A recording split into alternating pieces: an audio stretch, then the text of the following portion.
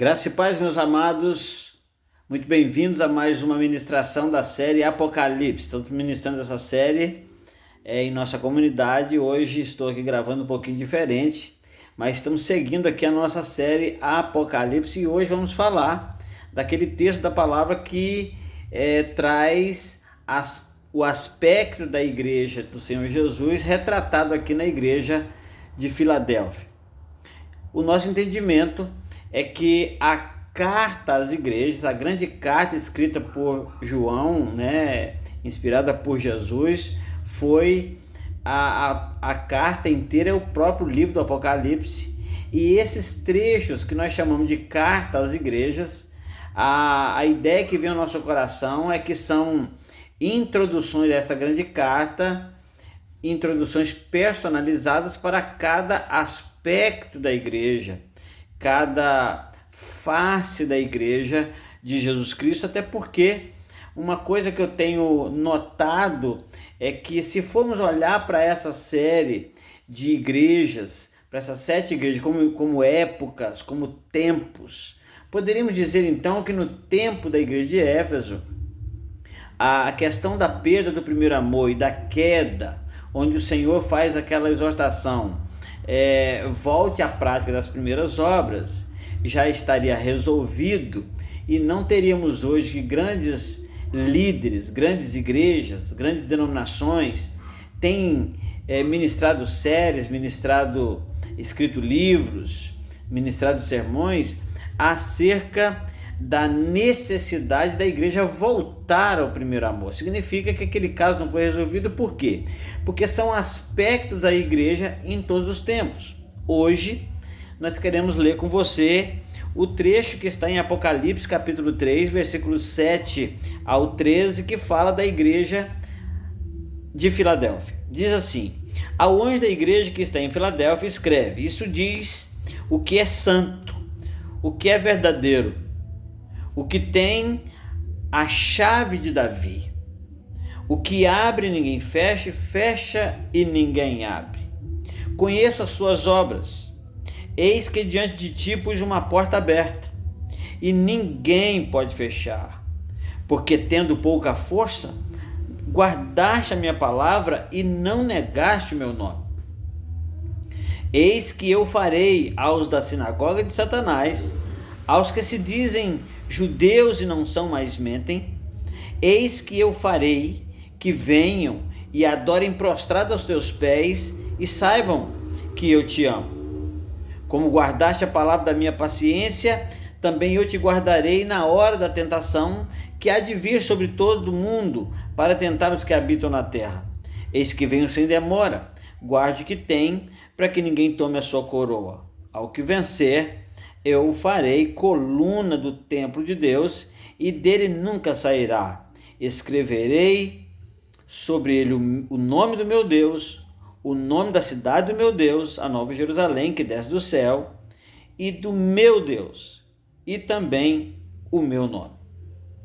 Quem tem ouvidos, ouça o que o Espírito diz às igrejas. Eu gostaria de pensar um pouco com você hoje, com os nossos queridos que têm nos acompanhado nessa série, às vezes online, às vezes no templo, e alguns na verdade online, alguns no templo. A gente sabe que a igreja de Filadélfia é uma igreja que de certa forma poderíamos dizer que é uma igreja invejada, porque quem não gostaria de ser membro de uma igreja dessa que não recebeu nenhuma repreensão de Deus? Quem não gostaria de pastorear uma igreja dessa que não teve nenhuma repreensão? Ou seja, uma igreja aparentemente irrepreensível. Mas eu gostaria de pensar com você algumas coisas sobre essa igreja. Quando você olha para a igreja de Filadélfia, que igreja você imagina? Quando eu perguntei isso na nossa comunidade, alguns disseram o seguinte: olha, eu imagino uma grande igreja, uma igreja cheia de recursos, uma igreja boa, uma igreja com muitos membros, uma igreja bem localizada. Mas a gente pode se enganar com essa visão da igreja de Filadélfia, Na verdade, às vezes nós pensamos numa igreja grande, poderosa, cheia de recursos, e não numa igreja fraca, pequena, cheia de dificuldades. Jesus se apresenta e diz que ele é o santo, o verdadeiro. Até porque a época das igrejas, das 7 igrejas, eram épocas de muita heresia, de muita mentira, de muita tentativa de infiltração no meio da igreja e até mesmo com êxito. Aqui diz, isso diz aquele que é santo, que é verdadeiro, o que tem a chave de Davi, que abre e ninguém fecha, fecha e ninguém abre. É interessante que Jesus se apresenta como esse santo verdadeiro e ele fala da chave de Davi. Ele está aqui se referindo ao fato de que Davi é o rei ao qual o Senhor prometeu que na descendência dele ou a partir dali sempre haveria rei, partindo da descendência dele. Tanto é que Jesus é a raiz de Davi. Jesus é rei da linhagem de Davi, tanto é que alguns chamavam de filho de Davi, e ele foi aquele rei que transicionou o reino terreno para um reino eterno, como Deus havia prometido que jamais faltaria rei na descendência de Davi. E aí ele vai falar sobre essa chave. Essa chave está também retratada lá em Isaías capítulo 22, verso 21 e 22, quando diz assim: vestirei Eliaquim com as roupas oficiais que você usava, falando aqui para Sebna, e lhe darei o seu título de autoridade. Ele será como um pai para o povo de Jerusalém, de Judá. Darei a ele a chave da casa de Davi, cargo mais elevado da corte. Quando ele abrir a porta, ninguém poderá fechar. Quando fechar, ninguém poderá abrir. Está falando de poder, está falando de autoridade. E Jesus está dizendo que ele é aquele que tem todo o poder, que tem toda a autoridade, que abre e ninguém fecha, que fecha e ninguém abre. E esse maravilhoso Jesus, mais uma vez, vai dizer para a igreja: eu conheço as suas obras. E nesse caso aqui, as obras eram boas, eram dignas de elogio, eram dignas de louvores da parte de Jesus. Por isso, Jesus vai dizer para aquela igreja, antes de qualquer outra coisa, antes de fazer qualquer promessa, antes de dizer que o que ele vai fazer com aqueles que são da sinagoga de Satanás, ele vai dizer que pôs uma porta aberta e ninguém pode fechar. Até porque ele já havia dito que aquilo que ele abre, ninguém pode fechar, e ele diz que pôs uma porta. Porque tendo pouca força, aí a gente vai entender que aquela igreja era uma igreja que tinha dificuldades, que tinha pouca força, mas que ela tinha algo maravilhoso nela, que apesar da sua fraqueza, sua pouca força, das suas dificuldades, ela guardou a palavra de Jesus e jamais negou o nome dele. Essa é aquela parte da igreja que chamaríamos de irrepreensível, aquele povo que guarda a palavra e que não nega o nome de Jesus, aconteça o que acontecer. Antes de dizer que faria o que faria, Jesus então diz àquela igreja que ele estava ampliando as suas possibilidades, as suas oportunidades para a pregação do evangelho. Paulo fala que a porta aberta que Deus dá para a gente são portas para a pregação do evangelho. Jesus estava dizendo que apesar deles terem pouca força, mas eles tinham algo maravilhoso, que era terem guardado a sua palavra, não terem negado o seu nome. Portanto, por essa razão, Jesus está abrindo a porta para que eles preguem o evangelho naquela localização, naquela localidade, né? A porta aberta não é por causa da força daquela igreja, até porque Jesus disse que ela tinha pouca força, mas a porta aberta é pela coragem, pela firmeza em guardar a palavra e não negar o nome de Jesus. Esse foi o ponto alto da igreja de Filadélfia. É interessante que quando a gente pensa nesse pouca força, a gente pode entender que mesmo sendo servos fiéis, eles se sentiam fracos, eles se sentiam necessitados, eles se sentiam dependentes e provavelmente se sentiam incapazes de cumprir, bem os seus deveres ao Senhor, a sua incumbência de levar a ministração da palavra. Por exemplo, eu pensei que eles poderiam aqui ter vários argumentos com respeito à sua fraqueza. Por exemplo, é o que a gente muitas vezes diz, quando a comunidade é pequena, tem pouca gente, tem poucos membros, tem poucas finanças, mas aqui eles poderiam estar dizendo assim: somos poucos, não somos, portanto, suficientes para desempenhar todos os dons espirituais.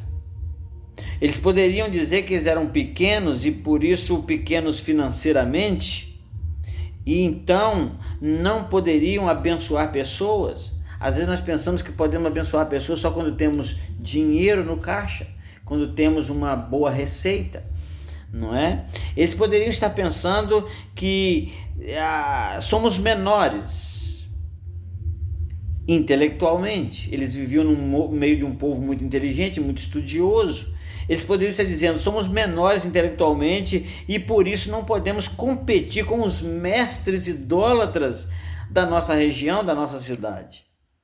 Eles poderiam estar pensando: somos fracos, somos obrigados, portanto, a nos submetermos aos ímpios.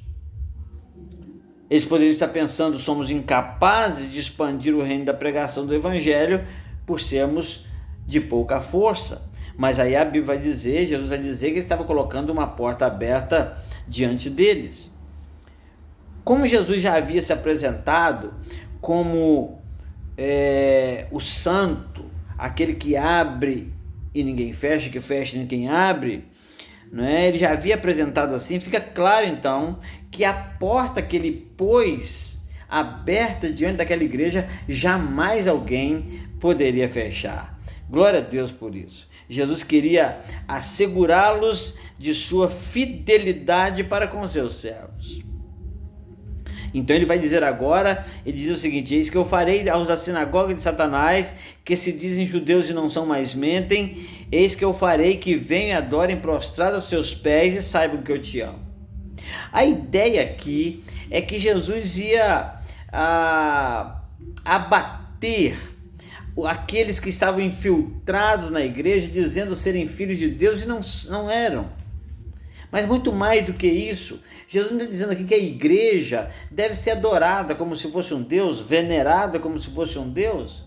Quando fala ele vem e adora prostrado aos seus pés, na verdade eles viriam, adorariam a Deus prostrados aos pés da igreja, porque estar aos pés significa que estarem submetidos, curvados diante da sabedoria, do ensino daquela igreja. Estar aos pés de alguém naquele contexto era estar aqui disponível ou desejoso de aprender. Por exemplo, Paulo foi formado aos pés de Gamaliel. As pessoas sentavam aos pés de Jesus para aprenderem. Portanto, estar aos pés significa estar submetidos ao ensino que a igreja ministraria sobre eles, porque até então, como rebeldes que eram, estavam desviando-se dos ensinos dos apóstolos, ensino da igreja, a doutrina da igreja. Então Jesus volta-se para aquela igreja e diz: como guardaste a minha palavra, eu também te guardarei. Então eu fico pensando aqui que antes disso, por exemplo, voltando aqui à questão da sinagoga de Satanás, o que Jesus estava dizendo naquele versículo é que os grandes teriam que se dobrarem aos seus pés, ou seja, vão ter que se curvarem aos seus ensinamentos e terão a certeza do meu amor por você. Então, na verdade, aqui não é uma adoração à igreja, mas é uma adoração a Deus baseada nos ensinos da igreja. Então ele vai dizer aqui que como eles guardaram, ele também guardariam eles, a igreja, como a igreja guardou a sua palavra, ele também guardaria a igreja na hora da grande tribulação, na hora do grande problema, na hora dos tempos difíceis, na hora da tentação que viria sobre todo o mundo. Ele vai dizer isso aqui. Então ele está falando de uma garantia, de um livramento futuro, e a garantia do livramento futuro daquela igreja era o fato de eles terem guardado a palavra dele. Amada igreja, escute uma coisa: coisas tremendas, tremendamente terríveis virão sobre nós. Pessoas que servem a Deus no mundo, em algumas partes do mundo, estão sofrendo horrores, mas não estão negando a palavra. E quando é que nós negamos? Quando nós não guardamos. Quando é que nós negamos? Quando nós deixamos de falar do amor de Deus para aquelas pessoas que conhecemos. Quantas vezes passamos por convivência com pessoas, nós passamos o dia todo às vezes com pessoas, mesmo que saibam que nós servimos a Deus, nós não falamos. Às vezes negar aqui, não guardar e negar o nome de Jesus é também o mesmo que você deixar de testemunhar, omitir a ministração da palavra. Quantas vezes pessoas estão sedentas perto de você e você não fala? E quando não falamos, é como se estivesse negando, e aqui ele vai dizer: sabe a garantia do futuro para vocês? É o fato de terem guardado a minha palavra. Ele fala assim: como guardaste a palavra da minha paciência, eu também te guardarei. Da mesma forma que você guardou a palavra, você será guardado. Estava garantido o livramento. Aí Jesus vai dar um aviso para aquela igreja. Para aquela igreja que é irrepreensível, mas ele vai dizer assim: olha, eu venho sem demora. Eis que venho sem demora. Ele estava aqui dizendo para aquela igreja: eu estou avisando vocês, estou dando um aviso maravilhoso. Meus amados irmãos, o aviso, eu tenho sempre perguntado isso para a minha comunidade, o aviso de que Jesus vai voltar logo, ele é difícil para você ou ele é saudável, reconfortante para você? Pense nisso. Então a minha pergunta, o meu questionamento é: quando a gente sabe que Jesus vai voltar, que vai voltar em breve, e aqui ele está avisando para a igreja de Filadélfia que ele volta sem demora, eu consigo ver esse aviso como um aviso reconfortante. Uma questão muito interessante é que grande parte de nós tem até medo do Apocalipse, porque fala que o Apocalipse fala de fim do mundo, toda essa questão. Porém, quando se trata de fim do mundo, também trata da volta de Jesus. Quando trata da volta de Jesus, vai tratar, é claro, da salvação, da igreja indo para a glória, para a eternidade com Jesus. A não ser que eu não tenha certeza da salvação, que eu não tenha certeza de que o Senhor já me abraçou, a não ser que eu não tenha certeza que faço parte da igreja de Jesus, aí isso é um problema. Mas se eu sou igreja de Jesus, esse aviso aqui ele é maravilhoso. Ele vai dizer: eis que venho sem demora. Esse é um aviso reconfortante. Ele vem sem demora. E ele vai dar um aviso para essa igreja. Ele vai abrir os olhos dessa igreja, porque a igreja era uma igreja que a gente percebe que era uma igreja que não teve repreensões. Mas o que acontece muitas vezes quando nós estamos bem? Nós corremos o risco de relaxarmos, de nos acomodarmos. E aí Jesus fala para essa fase da igreja, para essa face da igreja, que ela não pode se acomodar. Primeiro, é que ele está avisando, olha, eu venho sem demora. Só que ele não avisa quando. Não adianta qualquer profeta, profetisa, quem quer que seja, tentar ficar adivinhando o dia que Jesus vai voltar. Existem inclusive religiões criadas, né, baseadas numa profecia falsa de uma data exclusiva que Jesus viria. Porém, o que trata aqui é que Jesus está dizendo, eu venho sem demora. Agora, ele não está dizendo quando, pode ser hoje, pode ser amanhã. E aí, logo em seguida, ele vai abrir os olhos da igreja e vai dizer o seguinte, guarda o que tens, para que ninguém tome a sua coroa. Eu fico analisando que ele está dizendo o seguinte, a sua coroa pode ser tomada. Essa coroa, na minha visão, significa exatamente a salvação. Não é? E ele vai dizer, guarda o que tens, segura isso aí. É interessante que Judas, no versículo 3 da epístola de Judas, ele vai dizer o seguinte, olha, eu queria escrever a vocês somente sobre a salvação que nós temos em comum, mas eu entendi que era necessário exortar vocês, encorajar vocês a batalharem pela sua fé, porque a fé é salvadora. A fé está intrinsecamente ligada à salvação. Jesus vai alertar para a igreja que ela precisa guardar o que tem para que ninguém tome a coroa.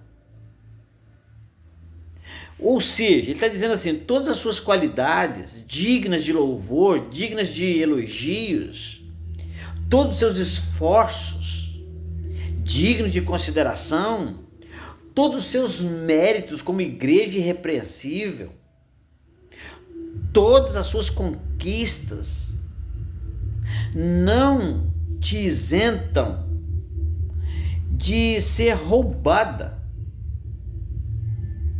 Ou seja, a igreja, sendo repreensível ou irrepreensível, ela precisa estar atenta. É preciso que esteja com os olhos abertos. É preciso que esteja na certeza de que o que tem está garantido e que ninguém tome. Por quê? Porque em todas as faces da igreja que Jesus enviou essa introdução personalizada para cada fase, ele vai falar, primeiro que ele vai falar que conhece as obras, é algo sobre todos. No final, ele vai falar sobre a vitória, sobre aquele que vencer. Ele fala assim, quem vencer. Aí ele não fala assim, a igreja vai vencer ou se a igreja vencer. Aí ele individualiza e fala como se estivesse levando essa palavra para a particularidade de cada membro. E ele vai falar assim, quem vencer. Vencer o quê? Vencer os obstáculos à salvação, vencer os obstáculos ao serviço ao Senhor, vencer os obstáculos à adoração, inclusive, ou principalmente, eu diria, vencer ao nosso grande inimigo chamado eu. Jesus, quando chamou-nos para segui-lo, a primeira coisa que ele disse é negue-se a si mesmo, tome cada dia a sua cruz e siga-me. A Bíblia está clara em mostrar em vários momentos que aquele que perseverar até o fim será salvo. Está falando de perseverança quando ele fala assim, ao que vencer, guarde o que tem. Ele vai começar dizendo, eu venho sem demora, guarde o que tem para que ninguém tome a sua coroa. Ao que vencer, ao que não for roubado, ao que não cochilar, aquele que não relaxar, não se acomodar, vai se assegurar e vai guardar o que tem, portanto vai vencer. E ao que vencer, ele diz, eu farei coluna do templo do meu Deus. Jesus estava fazendo referência aqui a algo bastante conhecido e visto por aqueles irmãos. Aquela região era incomodada o tempo todo com muitos terremotos. Os pilares que foram construídos para suportar os edifícios mediam 5 por 5, 5 metros por 5 metros. E para que pudessem resistir aos terremotos. Eles eram imóveis, estavam imóveis ali, apesar dos terremotos, e Jesus disse: ao que vencer, eu farei como uma coluna dessa, que apesar dos terremotos, não se move. Né? É o mesmo que ser transformados para superar, para suportar os terremotos que nos sobrevêm. É isso que ele está falando. Lembra que ele fala da tentação que é de vir sobre todo mundo para tentar os que habitam na terra? Ele está falando de circunstâncias terríveis, né? Se você for analisar, Paulo vai dizer a Timóteo que nos últimos tempos sobreviriam tempos terríveis. E todos esses terremotos, que às vezes está pensando de abalos sísmicos, geológicos, terrenos, e a gente esquece dos terremotos circunstanciais, vivenciais, os terremotos almáticos, intelectuais, espirituais, físicos, não é? Aí ele vai dizer isso aqui: assim como assim é com aqueles que vencem. Os que vencem são aqueles que superaram, que suportaram, que continuaram firmes. A Bíblia vai dizer que quando nós nos revestimos da armadura de Deus, depois de ter feito tudo, nós continuamos firmes contra os embates, as batalhas, as astutas ciladas, os dardos inflamados do maligno. Então olha isso. Não importa o que a vida lhe envia, o que e que provações e tentações vamos ter que enfrentar. As pessoas os vencedores nunca vão perder a sua fé. São capazes de suportar qualquer coisa. E ele fala ainda sobre os que vencerem. Ele diz assim: escreverei sobre ele o nome do meu Deus, o nome da cidade do meu Deus e o meu novo nome. Ele está falando: você vai receber o carimbo, ou os carimbos de pertencimentos. Você pertence a Deus, pertence à igreja de Deus, pertence a Jesus. É interessante isso, né? Essa posição privilegiada do vencedor. Né? Os nomes gravados sugerem posse. Ele fala: o vencedor pertence a Deus. Ele faz parte do povo de propriedade exclusiva de Deus, como está escrito lá em 1 João 2,9. Ele também pertence à cidade de Deus, a Nova Jerusalém, não é? A Nova Jerusalém é a noiva de Cristo, que é a igreja, não é? O vencedor também faz parte dessa noiva, da igreja que pertence somente a Jesus. Jesus vai dizer, ele também vai receber o nome de Cristo. Jesus vai confessá-lo diante do Pai, abertamente. E aí ele termina essa ministração, essa introdução a esta fase especial da igreja, dizendo: quem tem ouvidos. Olha só que ele vai particularizando, ele vai falando com a igreja no sentido geral, não é? Até quando ele fala sobre estar vindo sem demora, para guardar o que tem, como igreja no sentido geral. Mas aí ele vai dizer que o vencedor é particular, cada um é que vai vencer ou não vencer. E ele encerra dizendo: olha, eu estou dizendo isso para a igreja, mas os ouvidos são particulares, os ouvidos são individuais. Portanto, quem tem ouvidos, ouça o que o Espírito diz às igrejas. Essa é a carta escrita à igreja de Filadélfia. não é? Poderíamos aqui ficar discorrendo sobre muitas coisas sobre esta igreja, mas eu quero encerrar mais essa ministração lembrando que no nosso entendimento as cartas a essas igrejas não se resumem a esses pequenos trechos. Esses pequenos trechos são introduções personalizadas para retratar cada aspecto da igreja de Jesus em qualquer tempo.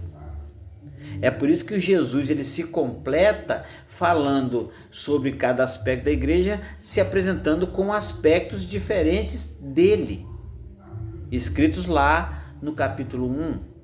Então que eu e você possamos entender isso e possamos entender que Jesus está voltando e que nós precisamos estar atentos e guardar o que temos, e que essas igrejas são representações das fases que nós vivemos como igreja em todo o tempo. Que o Senhor te abençoe, que o Senhor te faça ampliar a sua mente naquilo que nós podemos ministrar aqui e você ser ministrado muito mais a partir do que estamos aprendendo aqui. Que Deus te abençoe e até a próxima ministração, quando falaremos sobre a introdução personalizada à grande carta do Apocalipse para a fase que é representada pela igreja de Laodiceia. Nessa quinta-feira, em nosso templo ali na Avenida Presidente Vargas, número 1045, às 19h30. Igreja Batista Cristo Rei. Deus abençoe e eu gostaria de orar com você antes de encerrar. Pai querido, Pai amado, muito obrigado por mais essa ministração. E que o Senhor venha, Deus, nos fazer compreender e entender aquilo que o Senhor tem ministrado no nosso coração a partir desses aspectos da sua igreja em todos os tempos. Deus, muito obrigado por cada vida que, por alguma forma, por alguma indicação, ou por mesmo estar acompanhando, estar vendo esta ministração. Que no nome de Jesus todos sejam abençoados pelo Senhor para a glória do teu nome. Nós oramos em nome de Jesus. Amém e amém.